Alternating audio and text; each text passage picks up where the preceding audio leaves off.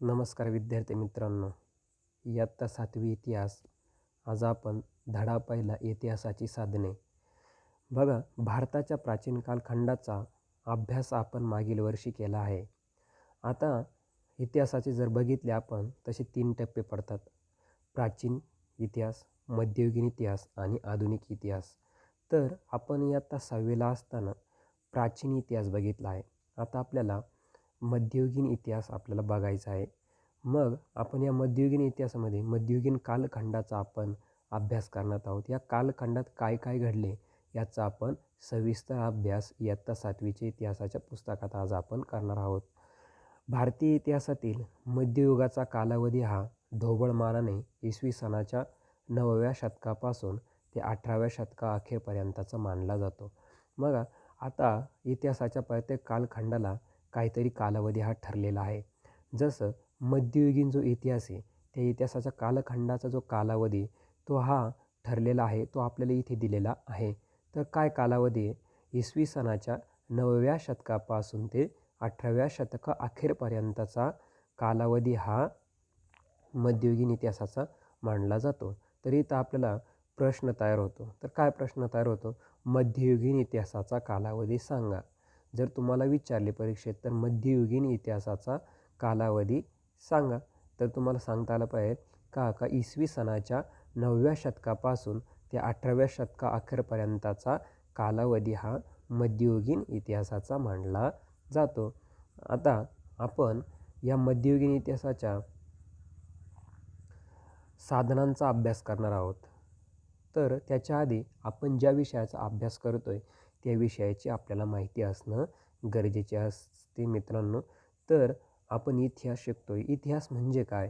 का भूतकाळात घडलेल्या घटनांची कालक्रमानुसार शास्त्रशुद्ध आणि पद्धतशीर दिलेली माहिती म्हणजे इतिहास होय. मग याचा सविस्तर अर्थ काय?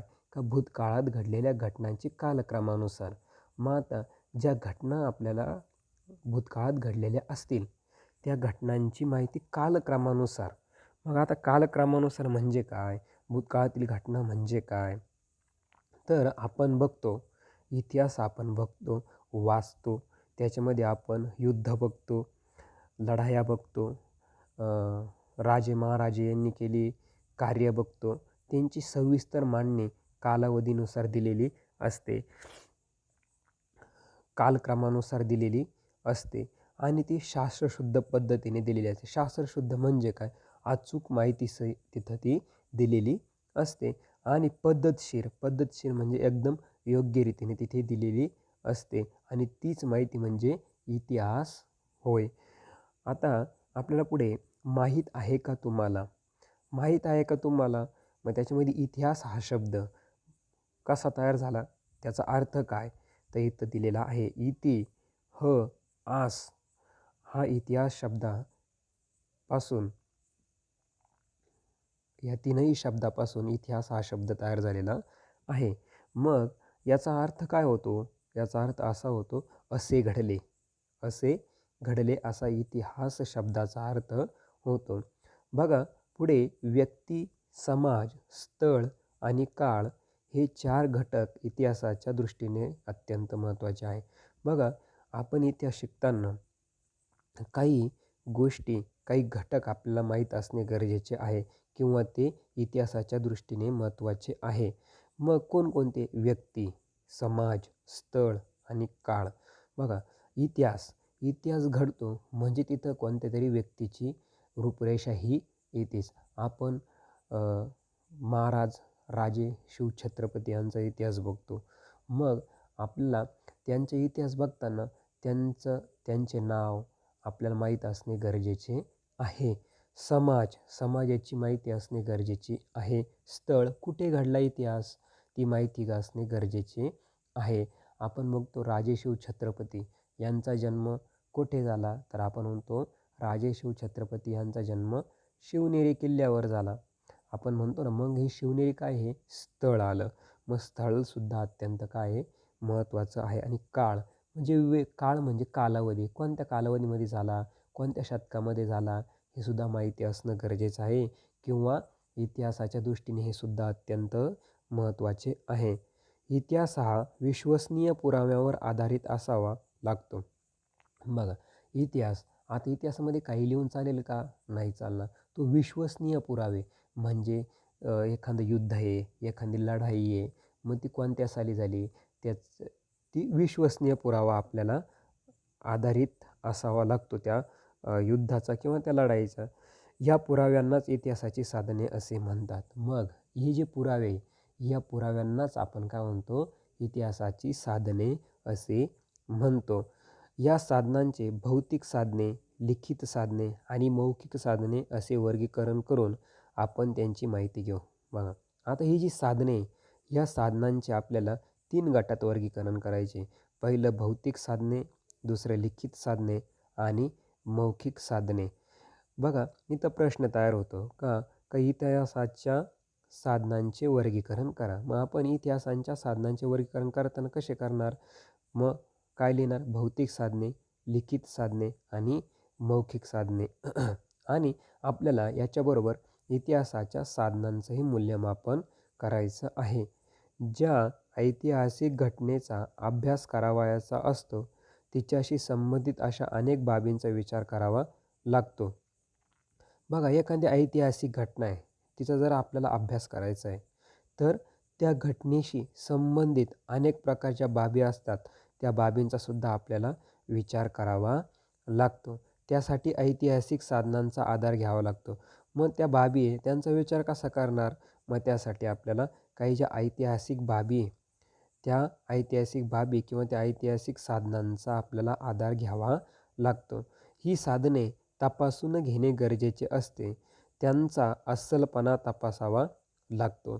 म्हणजे ही साधने पण आपल्याला तपासून घेणे गरजेचे असते आणि त्यांचा अस्सलपणा पण तपासावा लागतो. या साधनांचा तारतम्याने व चिकित्सकपणे वापर करणे आवश्यक आहे.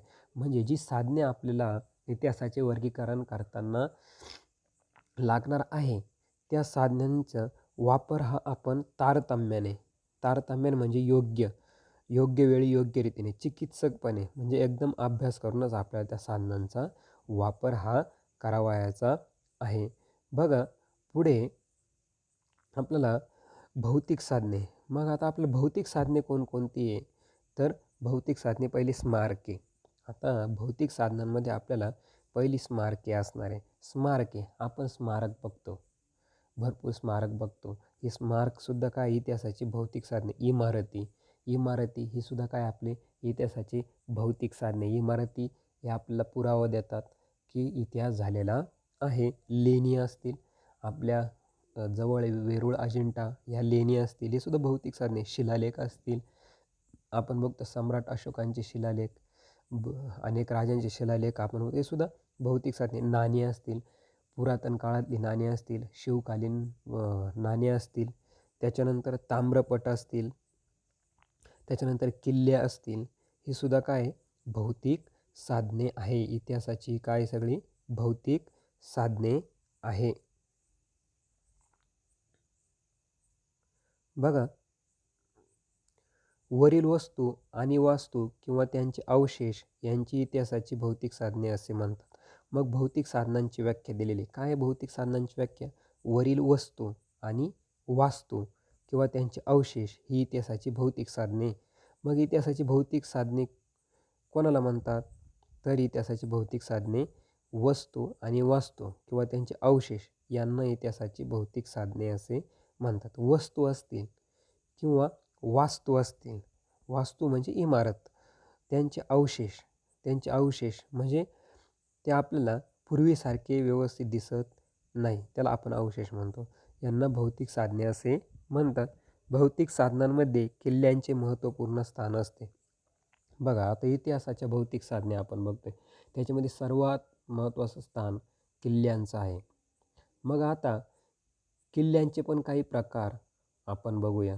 किल्ल्यांचे सुद्धा काही महत्त्वाचे प्रकार आहे. कोणकोणते? गिरिदुर्ग असेल, वनदुर्ग असेल, जलदुर्ग असेल, भुईकोट.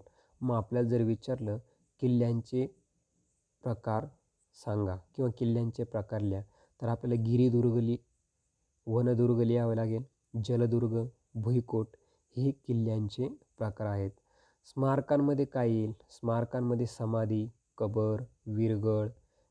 तर इमारतींमध्ये राजवाडे, मंत्रिनिवास, राणीवसा, सामान्य जनतेची घरे यांचा समावेश आपला स्मारकांमध्ये होत असतो. यावरून आपल्याला त्या कालखंडाचा बोध होतो. बघा मित्रांनो, ह्या ज्या सगळ्या गोष्टी आपण वरती बघितल्या, या सगळ्यांवरून आपल्याला इतिहासाच्या त्या कालखंडाचा बोध होतो. म्हणजे हा इतिहास कधी घडला गेलेला असेल, ही इमारत किती वर्षापूर्वीची आहे हे आपल्याला कळते. वास्तुकलेची प्रगती समजते. वास्तुकलेची प्रगती म्हणजे काय? तर त्यावेळेस स्थापत्यशास्त्र कसं होतं, इमारत बांधण्याची कला कशी होती, किल्ले, दुर्ग बांधण्याची कला कशी होती, आत्ताची वास्तुकला कशी आहे हे आपल्याला कळते आणि किती प्रगती झाली हे सुद्धा आपल्याला कळतं. त्या काळातील आर्थिक स्थिती. आता आर्थिक स्थिती खूपसुद्धा महत्त्वाची आहे. त्यावेळेची आर्थिक परिस्थिती काय होती, आत्ताची आर्थिक परिस्थिती काय आहे, त्यावेळेस पैसा किती प्रमाणात उपलब्ध होता, आज पैसा किती प्रमाणात उपलब्ध आहे, ही सुद्धा आर्थिक स्थिती आपल्याला यावरील गोष्टीवरून कळते. कलेचा दर्जा म्हणजे काय? का स्थापत्य म्हणजे एखादी इमारत बांधतोय व्यक्ती, मग ती कला आपल्याला त्या इमारतीच्या बांधकामावरून दिसून येते. त्याला आपण कलेचा दर्जा असं आपण म्हणतो. बांधकामाची शैली ही कशी ते आपल्याला कळतं. लोकांचे राहणीमान म्हणजे काय? त्यावेळेचे राहणीमान कसे, आजचे राहणीमान कसे इत्यादींची माहिती आपल्याला वरील भौतिक साधनांमधूनही मिळत असतात. बघा त्याच्यानंतर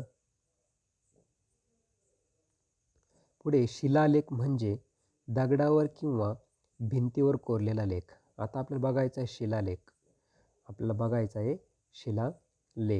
आता आपल्याला शिलालेख जर बघताना लक्षात येतं की शिलालेख म्हणजे काय? शिला म्हणजे आपण म्हणतो दगड.